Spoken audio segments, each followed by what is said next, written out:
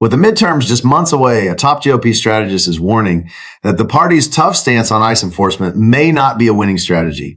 From controversial raids in Minnesota to debates over immigration reform, Republican leaders are reconsidering how the party handles immigration and what it means for their voter base. And as of right now, we're about 9 months out from the midterms, and I want to talk about where the Republican Party is.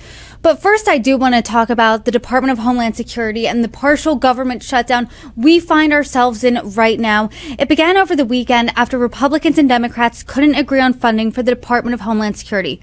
What are your thoughts on this moment? A government shutdown is never a good thing. I know that we're constantly talking about, are we going to have a shutdown, a partial one? Is it coming? Is it looming? What's happening? And we've had now 2 government shutdowns back to back fairly consistently here. And that's not a good look. I understand wanting for Democrats on the Democrat end, I understand perhaps the idea that this is a time to be negotiating on this stuff, especially when it comes to ICE. And Republicans are saying now is not the time. Now, here's the thing, though. When we see what's happening with ICE, my sort of guesstimation is that in the next administration, depending on whether it's a Democrat or Republican, we'll probably see ICE not actually fully disbanded, but I think that there's going to be a major overhaul. It's probably going to be named something else. It's existed for 20 years, so it'll still continue to exist, probably under another name.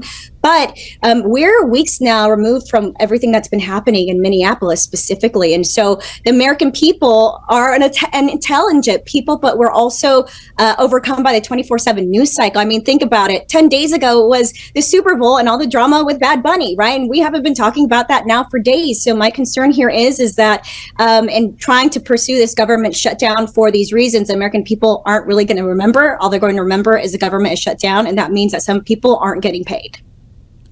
To that point, the first government shutdown in October, November was over healthcare. This one's over DHS funding, and Democrats want to see reforms to ICE and other guardrails imposed on DHS, and I'll list a few, like making sure immigration enforcement is targeted, prohibiting immigration enforcement agents from wearing masks, and implementing a use of force policy.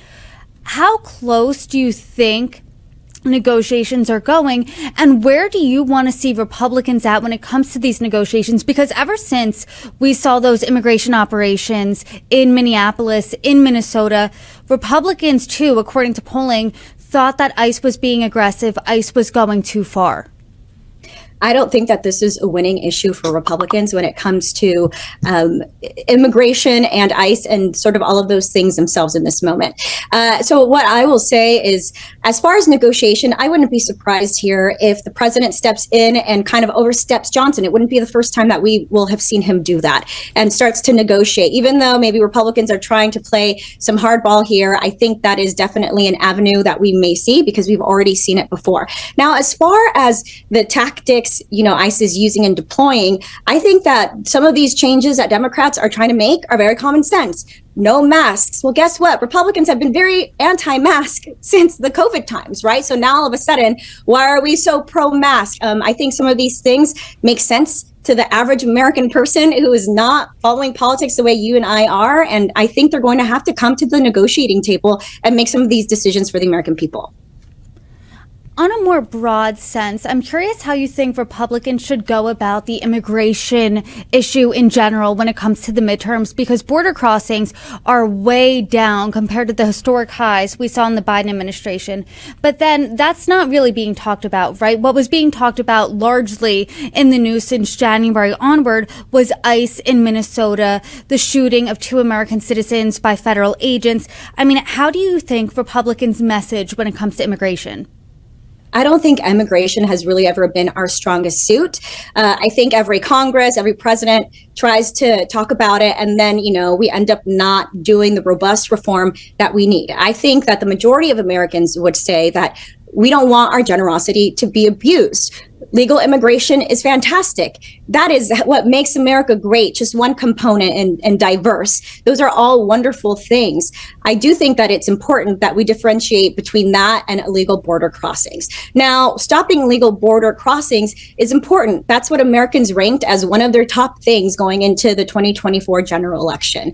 But with that being said, what we've seen is probably not what Americans had in mind. We've seen a lot of dehumanization, a lot of cruelty, children being separated from their families. And a lot of Hispanic Republicans have come forward and say, hey, we got to do something different, or we are going to lose that Hispanic vote that we've just started now to gain. So I would say that rhetoric matters. The way that we talk about people matter. Now, I'm not talking about the, everyday criminal who's done these really terrible things. I'm talking about the person who's been in this country for 20 years, illegally, yes, but has built a wonderful life for the family, has been involved in their community. Those are the people that the average American doesn't necessarily care about kicking out of this country right away. It is those criminals. And I think that the government, the administration really needs to put focus on that and stop terrorizing not just these people who maybe shouldn't be here, but also American citizens. We've seen all the videos of people saying oh, well, you have an accent. That must mean you're an illegal immigrant,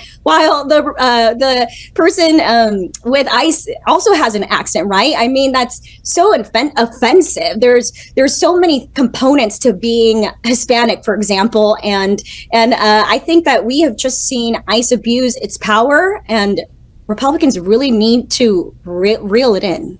The discussion around ICE enforcement has become a central political flashpoint. On one hand, Republicans have long used tough immigration policies as a rallying point, promising to secure the border and crack down on illegal crossings. On the other hand, high-profile incidents like aggressive ICE operations in Minnesota have exposed the political risk of heavy-handed tactics. According to the strategists, the next administration is likely to overhaul ICE, possibly under a new name, while maintaining some form of immigration enforcement. The goal would be to balance national security with public perception, avoiding actions that alienate voters or provoke backlash. The commentary highlights a larger problem. Immigration messaging has always been tricky for Republicans.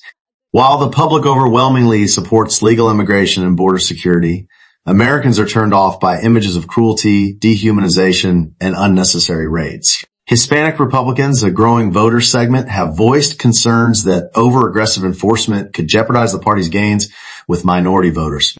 Ultimately, the GOP faces a strategic crossroads: maintain the current hardline approach, risking political fallout, or reshape ICE and its messaging to focus strictly on criminal enforcement while protecting long-term community integration. For the midterms, this could be a decisive issue that influences not just votes, but the party's broader identity.